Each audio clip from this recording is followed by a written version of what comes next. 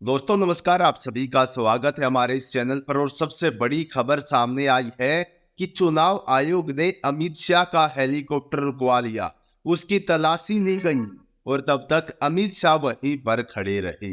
एक बहुत बड़ी खबर आई है, मैं आपको इस वीडियो में बताने वाला हूं कि इस तरीके से चुनाव आयोग ने बड़ा कदम उठाया और इसकी कड़ियां कहां से जुड़ी हुई है वो भी मैं आपको बताऊंगा। तो फिलहाल करीना जी हमारे साथ मौजूद है और इस बड़े मुद्दे पर आज खास बातचीत की जाएगी और एक जो इसका कंक्लूजन है वो इसका सामने निकाला जाएगा बिल्कुल, कि किस तरीके से आखिरकार ये पूरा मामला हुआ।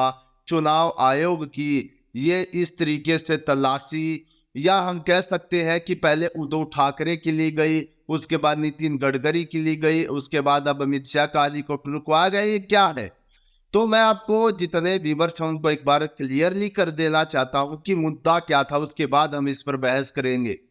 सबसे पहले मैं बता दूं, उद्धव ठाकरे का हेलीकॉप्टर रुकवाया गया, उसकी तलाशी ली गई, लेकिन उद्धव ठाकरे ने वहीं पर चुनाव आयोग से क्या कहा वो भी एक बार सुन लीजिए।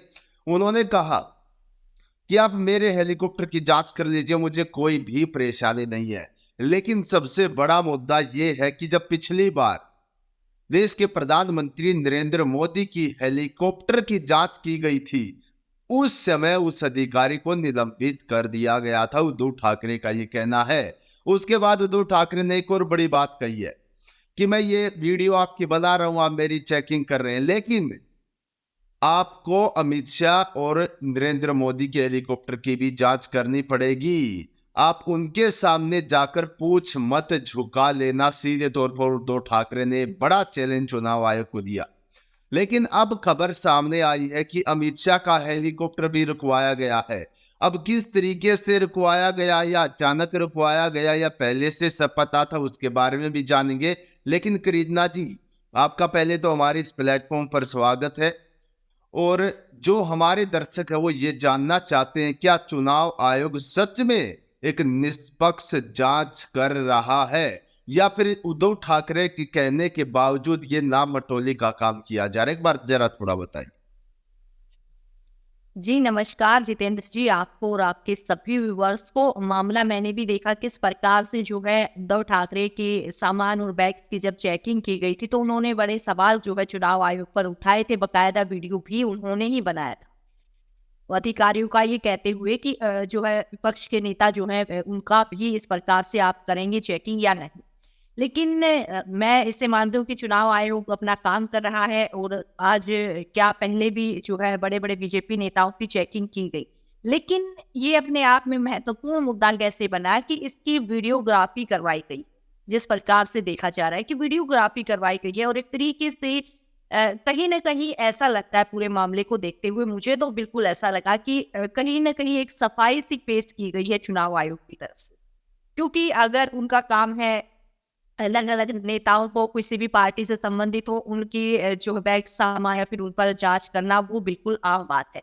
लेकिन क्यों चुनाव आयोग इन चीजों को इतनी सीरियसली लेता है कि उनको एक तरीके से कुछ दिखावटीपन जैसा करना पड़ रहा है, या फिर ऐसे सवालों के जवाब के लिए उनको बकायदा जब वो चेकिंग करते हैं उनकी वीडियोग्राफी बनवाई जा रही है। तो ये सारा एक तरीके से प्री प्लान जैसा स्वरूप देने का प्रयास जो है किया जा रहा है। या फिर कई सारे मुद्दे इसमें उठ जाते हैं कि अगर की भी चेकिंग तो इसमें नॉर्मल बात है, बाकी सब नेताओं की भी होती है। अगर बीजेपी के नेताओं की हो रही है तो उसमें वीडियोग्राफी की कोई ऐसी खास जरूरत थी नहीं, क्योंकि जो उद्धव ठाकरे वाला मामला था उसमें उन्होंने खुद वीडियोग्राफी करवाई थी, ना कि आयोग ने करवाई थी या फिर इस प्रकार की चीजें वायरल।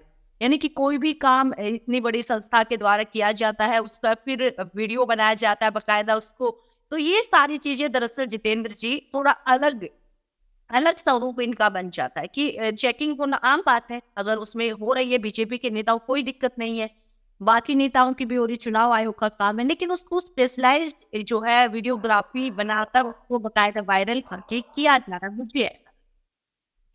जी हाँ बिल्कुल है। और एक इस पर मुद्दा ये बड़ा खड़ा हो जाता करीना जी, कि जिस तरीके से देखा गया है, अमित शाह जो गृह मंत्री उन्होंने खुद इस वीडियो की और इस पूरी की पूरी जो घटना हुई इसकी जानकारी अपने ट्विटर हैंडल पेज पर शेयर की है और ये बताया कि हम चुनाव आयोग के साथ हैं, हम लोकतंत्र को बचाने में लगे हुए हैं, हमें कोई परेशानी नहीं है अगर चुनाव आयोग हमारे हेलीकॉप्टर की तलाशी लेता, तो ये दिखाने की पूरी पूरी कोशिश भी की गई है।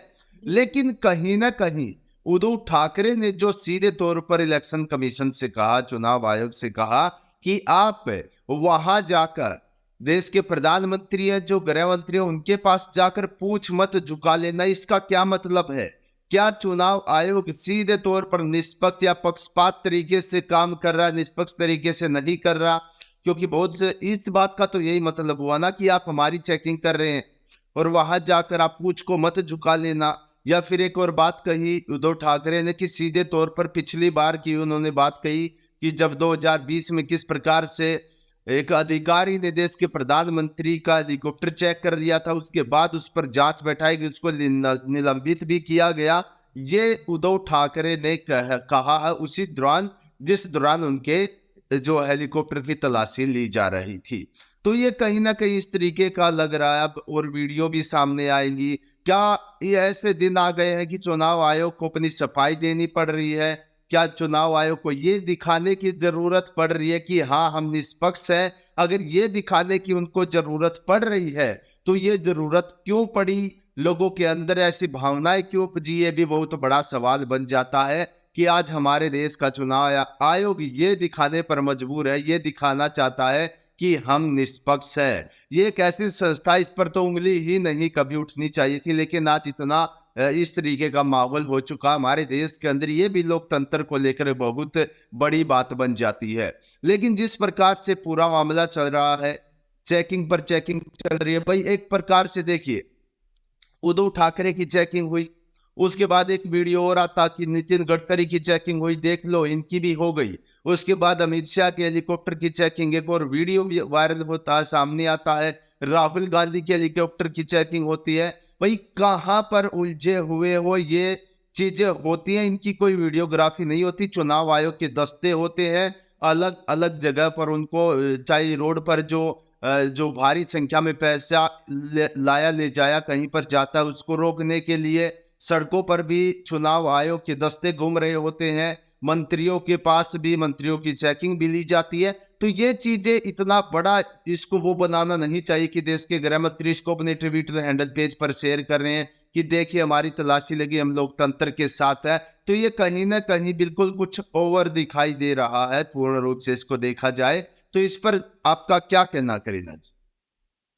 जी जितेंद्र जी, पहले ही तो मैं जो है वो प्रधानमंत्री जी की चेकिंग के बारे में थोड़ा बताना चाहूंगी व्यूअर्स को कि सबसे पहले तो प्रधानमंत्री जो होता है, भले ही वो किसी पार्टी से संबंधित होता है, लेकिन प्रधानमंत्री पूरे देश का ही होता है और उसकी सुरक्षा के प्रोटोकॉल्स अलग होते हैं। तो उसका कंपैरिजन जो है अलग नेताओं से करना मुझे ठीक नहीं लगता, क्योंकि उनकी जो सिक्योरिटी प्रोटोकॉल्स हैं वो अलग होते हैं। हो सकता है उसमें कुछ छेड़खानी या फिर प्रोटोकॉल्स की वजह से कुछ चीजें हुई हों और वो अलग चीजें हैं। लेकिन जो आज मामला सामने आया, जिस प्रकार से उद्धव ठाकरे ने खुला चैलेंज किया, उसके बाद जिस प्रकार से उस चैलेंज पर सफाई देता दिखाया चुनाव आयोग, यानी कि दिखावटीपन की वो इस पूरे मामले से आई है, वो बिल्कुल स्पष्ट है। और ये दिखावटीपन ही दरअसल चुनाव आयोग को भारी पड़ रहा है। इस दिखावटीपन से ये लोग दरअसल समझ रहे हैं कि खुद चुनाव आयोग भी कंफ्यूज है अपनी स्थिति को लेकर, अपनी छवि को लेकर, शायद इसलिए वो सफाइयां पेश करा।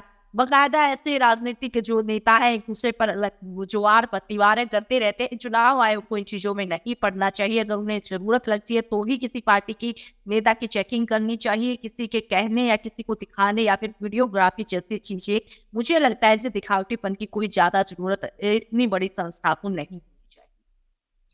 जी हाँ, बिल्कुल सही कहा करीना जी आपने। और जिस प्रकार से माहौल बन गया है, खेल सा चल गया, ये बिल्कुल नहीं होना चाहिए। बहुत ही सख्ती के काम होते हैं और चुनाव आयोग कोई छोटी संस्था नहीं, बहुत बड़ी संस्था। पूरे देश में चुनाव कराना उनके कंधों की जिम्मेदारी है, तो उनको तो स्पष्ट रूप से ये सभी चीजें देखनी चाहिए।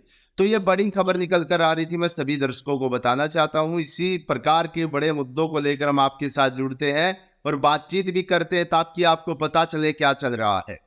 फिलहाल आज की वीडियो में इतना ही। सभी साथी चैनल को सब्सक्राइब कर ले और वीडियो को ज्यादा से ज्यादा शेयर कर सकते हैं अपने दोस्तों के साथ। नमस्कार, जय हिंद।